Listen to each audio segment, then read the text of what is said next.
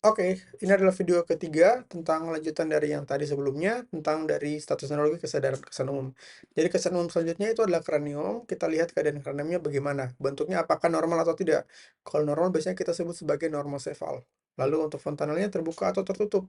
Kita lihat biasanya pada anak, kalau biasanya pada anak bayi, itu masih terbuka. Lalu perkusi, lalu kita lihat transluminasi, itu biasanya tes pada untuk melihat apakah ada hidrosefalus atau tidak. Biasanya kalau pada orang dewasa tidak dilakukan. Lalu simetris, apakah kepala simetris atau tidak? Kedudukannya bagaimana? Normal atau tidak?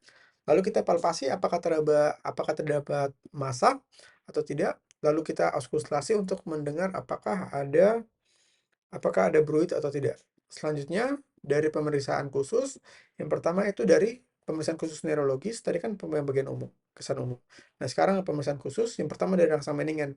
Rangsang Meiningen itu ada banyak, mulai dari kaku kuduk, ada Kernek sign, ada Brudzinski 1, Brudzinski 2. Oke, yang pertama kita lihat dulu syarat pemeriksaannya. Jadi kalau pada pemeriksaan em, rangsang Meiningen, yang pertama kita harus lihat dulu pastinya tidak boleh ada cedera trauma servikal. Itu pertama kita bisa tahu dari mana? Ya kita tanyakan pada anamnesisnya. Kalau memang tidak ada anamnesis yang menjelaskan bahwa tidak ada keluarga yang dapat dianamnesis, tidak ada saksi mata yang dapat dianamnesis, ya kita lihat dari eh, apakah terdapat luka-luka di kepala. Kalau memang dia ada vulnus laceratum, ada atau vulnus excoriatum multipal pada kepalanya, ya kita asumsikan bahwa ada trauma servikal sampai terbukti tidak. Nah, kalau misalkan sudah tidak ada tanda itu, tidak ada tanda-tanda trauma servikal, kita lanjutkan ke lihat apakah ada meningismus atau tidak. Meningismus itu artinya adalah kekakuan pada leher. Nah, kalau misalnya pasien ada kekakuan pada leher, maka pemeriksaan kaku kuduk itu tidak valid. Kenapa? Karena dapat mengganggu pemeriksaan kaku kuduk. Jadi meningismus itu sendiri artinya kekakuan leher. Jadi spasme dari otot-otot di sekitar leher atau otot kuduk pasien. Nah, kalau misalnya meningismus, pasien itu tidak bisa menggerakkan kepalanya ke seluruh, ke arah manapun. Jadi mau fleksi, ekstensi, deviasi lateral, rotasi lateral itu tidak bisa. Kaku semuanya. Nah, disebut kaku kuduk. Kalau kaku kuduk itu dia positif kalau misalnya pasien tidak bisa memfleksikan lehernya. Jadi ketika kita ngangkat pasien dari tangan kiri di kepala dan tangan kanan di bagian dada, tangan dagu pasien itu dapat menyentuh tangan pemeriksa. Itu kaku kuduk itu disebut positif. Nah, bedanya pada kaku kuduk dan juga meningismus adalah kalau kaku kuduk dia hanya spesifik pada fleksi. Jadi ketika dilakukan fleksi, maka akan terdapat tahanan atau akan terdapat nyeri ketika kita fleksikan kepala pasien. Tapi gerakan lain, deviasi lateral, lalu rotasi kepala kiri kanan, ekstensi itu tidak akan ada masalah. Nah, sedangkan kalau pada meningismus, semuanya kaku. Jadi kalau meningismus kita anggap pemeriksaan kaku kuduknya itu tidak valid. Selanjutnya, Kernik sign. Nah, jadi meninggal sign itu dia bisa positif pada yang pertama pada meningitis. Pada subarachnoid hemorrhage juga bisa. Kalau tumor tentorial bisa juga positif. Kenaikan TIK kadang-kadang dapat mengakibatkan kaku kuduk juga, dan juga ada sindrom neuroleptik maligna. Nah, sindrom neuroleptik maligna itu gejalanya itu mirip meningitis, tapi biasanya pada pasien dengan riwayat pengobatan obat antipsikosis. Nah, selanjutnya dari kaku itu pemeriksaan dari kaku kuduk positif. Lalu atau negatif. Lalu Kernik, kalau pada Kernik itu Kernik pada kiri dan kanan. Jadi pemeriksaan Kernik itu adalah kita fleksi panggul 90 derajat, lalu kita ekstensikan lutut pasien. Jadi kita fleksi panggul 90 derajat, ya otomatis dari genunya itu pasti akan 90 derajat juga kan. Jadi kita tambahkan 45 derajat sehingga menjadi ekstensi lutut 135 derajat.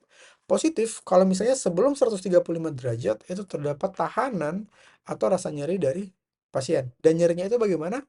Nyerinya itu adalah nyeri yang merambat atau nyeri radikular, bukan nyeri pada lututnya, tapi nyeri merambat, nyeri radikular. Selanjutnya adalah Brudzinski 1. Nah, pemeriksaan Brudzinski 1 itu adalah kita lakukan bersamaan dengan ketika kita lakukan kaku kuduk. Jadi ketika kita fleksikan kepala pasien, kita lihat apakah ada gerakan fleksi involuntar dari kedua ekstremitas bawah pasien. Selanjutnya, kita lihat. Jadi sewaktu kita lakukan kaku dan Brudzinski, kita harus menyingkirkan semua kain-kain yang dapat menutupi visual kita terhadap kakinya pasien.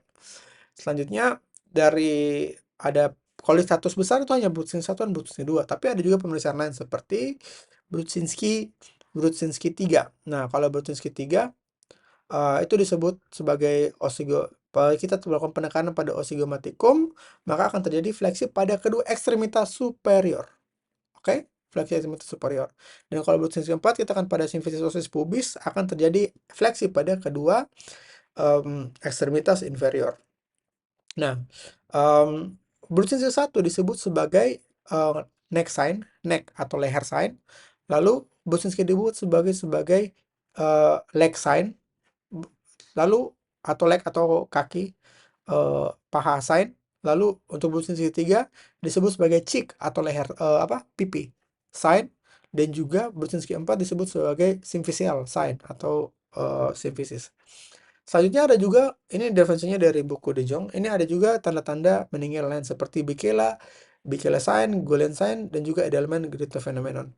Jadi kalau pada yang pertama dari Gulen sign, jadi mana Gulen? Gulen sign itu kita cubit pada otot di atas quadriceps.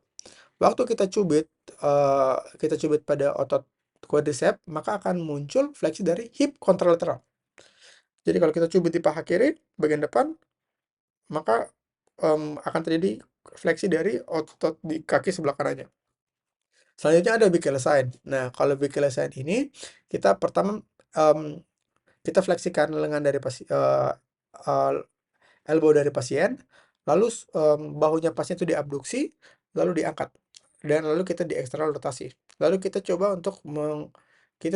mengangkat tangan dari pasien.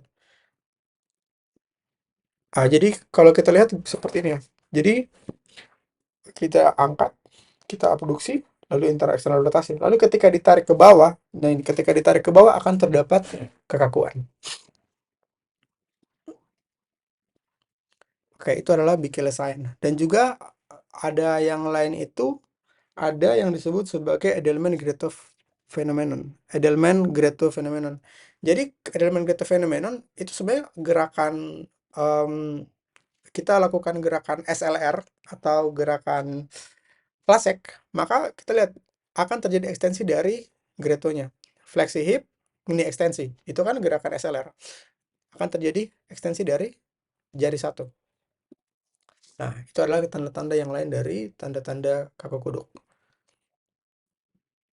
Oke, kita lanjutkan tanda-tanda pemeriksaan nervus cranialis di video selanjutnya.